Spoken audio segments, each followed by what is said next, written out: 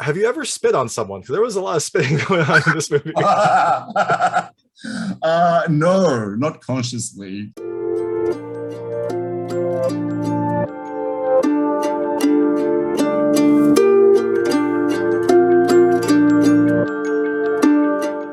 Hey everyone, this is David Stark from Watch Our Pass. Today I'm talking to Goran Stolevski, the writer and director of You Won't Be Alone, which is coming to theaters on April 1st, 2022. We're going to talk to him right now, and while you're watching, if you can like and subscribe to this channel, that would be fantastic. Helps me out a lot. Thank you. Awesome. So thanks so much for joining me. This is Goran Stolevski, the writer and director of You Won't Be Alone, which is coming to theaters on April 1st, 2022. I didn't know what to expect going in. I don't watch trailers, so this was just a fun like reveal. It's like a fairy tale that has some supernatural elements, but in doing that, it reveals like a very human story and some very human emotion. It's a beautiful film. It is really, really a great experience. And thank you so much for joining me. Oh, thank you. And that's exactly what I was hoping people would take away from that. Perfect. Yeah, I didn't have press notes, so it's just great. Your vision. Like, okay, we're done. Perfect. Done. Okay. So I guess the first question is, it's such an interesting story. Is this like based on some sort of like Macedonian legend, or is this just something that you came up with when you were trying to like write a human emotional story and just kind of added some extra elements for the I don't know effect? I'm not sure where this came from, so I'd love to hear. Yeah. No, I mean I was actually, my first instinct is when I was kind of coming up with the idea, I was like, let's look at any Macedonian folktales or legends and see if there's like a story element that might be interesting, to be updated to today. But I didn't find many. There weren't many preserved. Those people were too busy like surviving on very little rather than writing down folktales. So there's not much that survived. But in that research, like I did find historically in Eastern Europe, the same way as it was in Western, like during periods of Inquisition or whatever you want to call it, when women were accused of witchcraft, they were accused of taking the shape of another human being or another animal.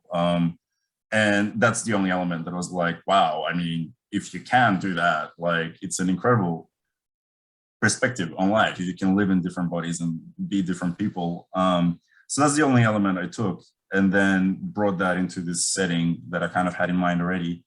And yeah, the rest of it I made up entirely. So, I love your instinct here, because if I was writing this story, I'd be like, okay, so she can take the form of other people. We're going to turn this into like a thriller where she's like, going on a rampage. And you're like, no, let's have her experience life from different angles and like through that grow an understanding of like what it means to be human, and also like some of the power imbalances and some of the harsh realities of life at that time. There was so much that was explored with just this interesting concept.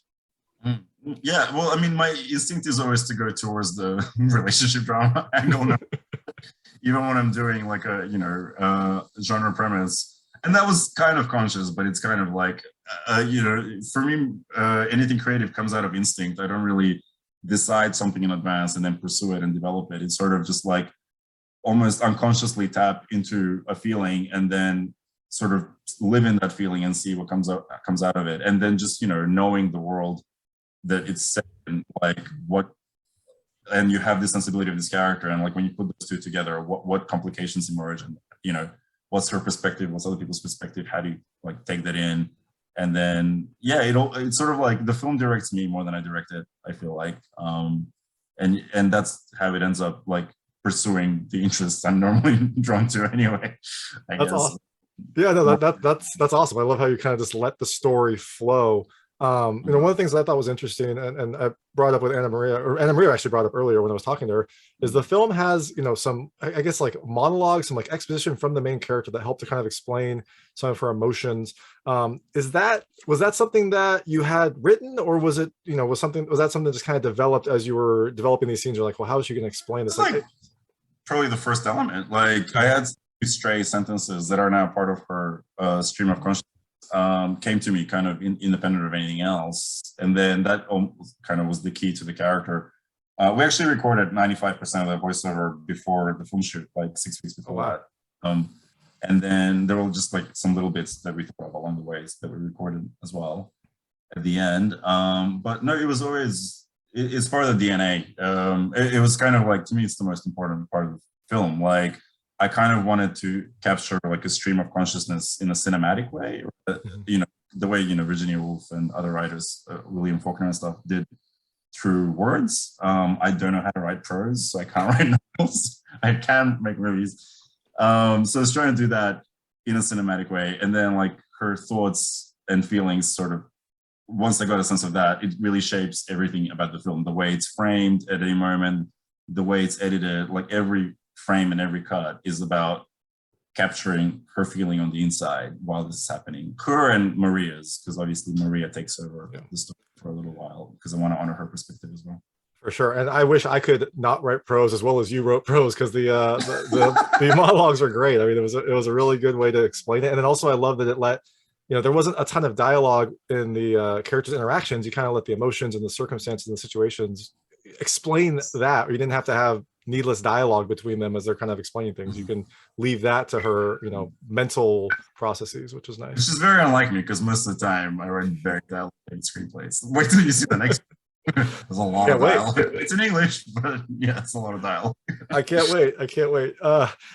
You also mentioned that you kind of let the story, you know, the story guide your director or I. You know, it must have been easy with this fantastic cast. How did you get them involved? You know, it seems like it's just a weird story, and you know, some of these characters like Noomi Rapace is very known for playing some weird story characters. How did you get her in, and how did you get the rest of them? Oh, look, I mean, a little bit of a fluke. I'm sort of, you know, you're looking for the best actors you can find at all times. And I was looking for rawness, basically people who can be very raw when, you know, when watching them on screen, it feels like it's the actual person living a life rather than, you know, conveying something. It's just like they're being the thing rather than presenting it. So that, and then different people were attached to different stages. Carloto and Felix, who played the two main male roles, came on board quite late, and thank God we found them, and didn't find anyone else beforehand, because like there's no one else who could have done those things. With Noomi, I mean, you know, like you're looking for fearless actors at all times, and like who's more fearless than Noomi Rapace? Like look at what she's done. I hadn't.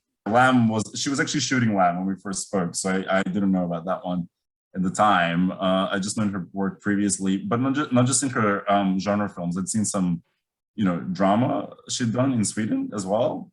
And I really respond to actors. It was the same with Annamaria and Sara, because I know personally, I know that they can do super stylized and convey things for a story, but also they can just live in a moment and just be very raw.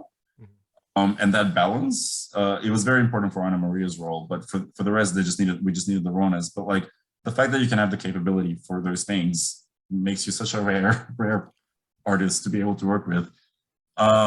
So yeah, I mean, it was easy. Then when she read the script, her agent thought she would respond to it and was very right, thankfully.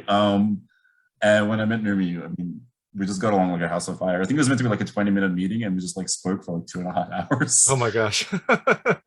Keeps happening. Well, when you've got that time with her, right? You take advantage of it. You don't want to. I mean, it's also like, I don't know.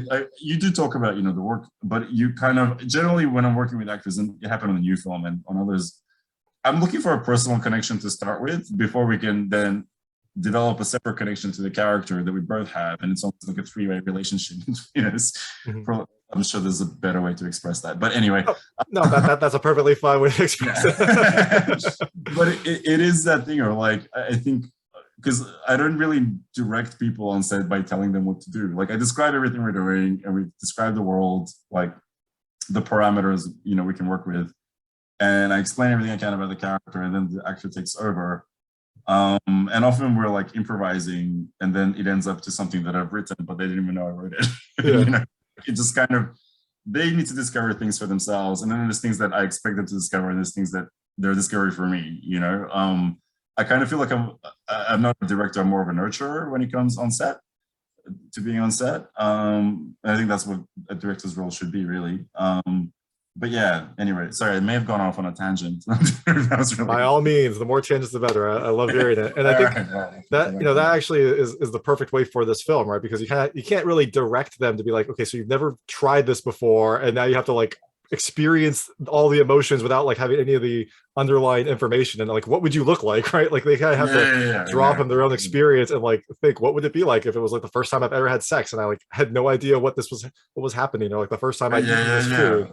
So I mean, that was actually like the first time it's really sex is when she's in a man's body. So it's Carloto, and like, yeah, just watching that, it was insane. I'm like, I know you've had sex before, but what? Like, yeah. it was unbelievable. It's just blown away by that. Yeah, no, I feel very lucky to have worked with the people I worked with, and also like, I mean, you know, again, for me, it's about a personal connection. Now we're like, you know, very good friends. Like they live in me wherever I am. So yeah. Yeah, and so this is also your directorial debut. And one thing I was wondering is like, when you were planning this out, did you realize like how much prosthetics would have to happen to make your vision come true? Because Oh, you're giving me way too much credit in assuming this out.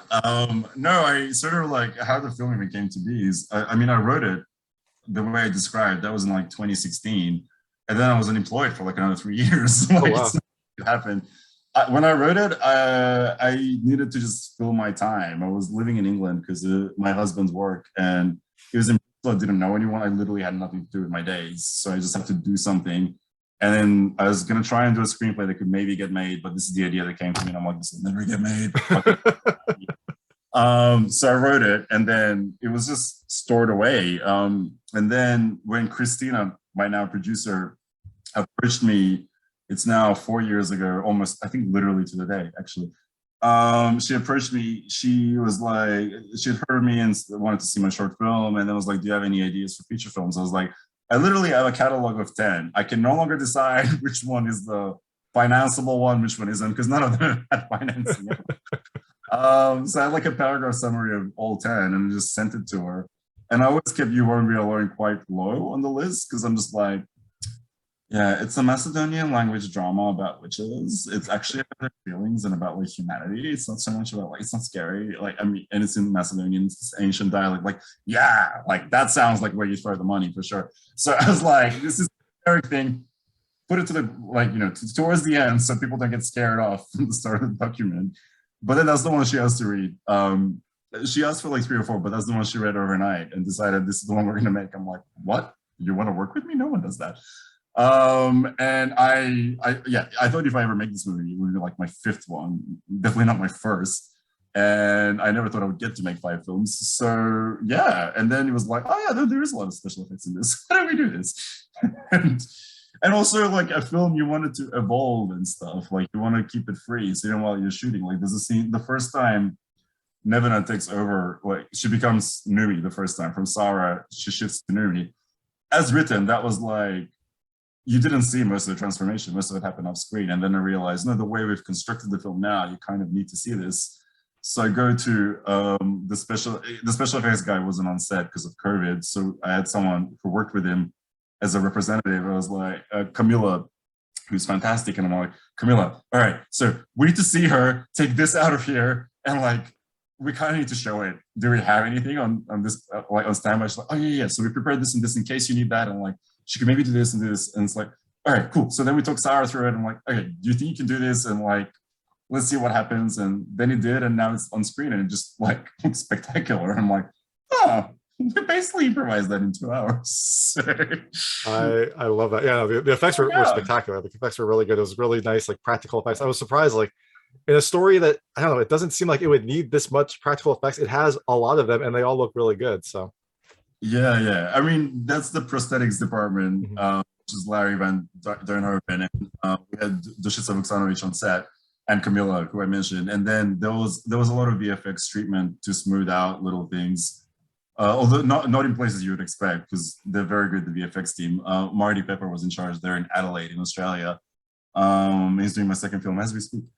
And yeah, no, like I feel extremely privileged to have had these people, you know, also it's not just work for them. It's like we put all our feelings into this, you know, and to have these grown people with jobs and mortgages and children invest in something I typed out in my underpants like 6 years ago in England. It's just, that's the surreal thing. It worked, right? Yeah. Remarkable. So I know we have very limited time, so I'd like to switch. I call it the lightning round. There's very lightweight questions about the film. I want to see how your experiences map to things that happen in the film. You can feel free not to answer any of them. I will not be offended, but I try to keep the questions very answerable. First question is, have you ever gone as a witch for Halloween? No, I never do costumes. I'm too like insecure. Yeah. You've got the right people for it. Have the VFX people just like do something to you. Yeah, it's not me, guys. How long are your nails right now? Are they Oh, I think I semi-trimmed them. They're never quite, yeah, they're relatively short. okay, not claws. Present length. I could till the fields right now if I needed to. There you go. Have you ever spit on someone? Because there was a lot of spitting going on in this movie. No, not consciously. No, I mean I can do it by request. Like, actually, don't say that out loud. No. Scratch that. Delete that. Unfortunately, I don't want that request, please. Unfortunately, this is a remote interview, so I will never experience that. But maybe someday. Maybe for the second film. And how do you like your steaks? I assume rare because of the amount of raw meat in this film. But I mean, I say medium rare, but I'm hoping for rare every time. Awesome. And so the film is out on April 1st, 2022. You've talked about, you're out promoting this film, but you've also talked about your next feature. What can people look for next after they are blown away by, the imagination and also like how this film got made? Really, complete opposite. To do with it. That's the thing. When Kristina read a few of my scripts after You Won't Be Alone, she's like, they're so different. She knows my sensibility well now, so she can see the unifying features. But yeah, no, it's like a grungy gay love story set in like the suburbs of Melbourne, mainly in the 90s. Yeah. That sounds awesome too. And also that sounds. You will cry. Trust me. If you cried in this one, you cried 10 times more in the next. Like everybody cries, and I'm like, yes. I'm looking forward to it. Yeah. And also, yeah, that sounds like a way more financeable, makeable movie. I know. This one, everyone was like, "Don't you want to do the more expensive one?" I'm like, no. While I have the opportunity to make films, I need to do all these ones that like no one funded in the past. Yeah, actually, I wrote the new one in between. So I first went to shoot You Won't Be Alone in March 2020, and then COVID hit. So 3 days later, I was flown home, and then replan everything, and then I had 6 months to do nothing before we could shoot again. And I wrote the second feature during that period in just 1 week, actually. So yeah, it's just to spend some time in your mind would be very interesting. Terrifying, who knows? Yeah, a little bit of both, as this movie showed. Sometimes terrifying and interesting can lead to good things. Spending time with this movie is spending time in my mind, so there's no more direct entry. Awesome. Well, thank you so much for your time. This is Goran Stolevski, the writer and director of You Won't Be Alone, which is coming to theaters on April 1st, 2022. Thank you so much. Thanks, David. This was fun. Awesome. That was Goran Stolevski, the writer and director of You Won't Be Alone, which is coming to theaters on April 1st, 2022. It's an interesting artistic film that has this kind of like fairy tale supernatural element, but then does a really good job of like highlighting, what it means to be human and the human experience. It's a film that I didn't really know much about going in, and I really enjoyed it. If you like this interview, please like and subscribe to this channel. It helps me out a lot. Make sure all my new content goes straight to you. Thank you.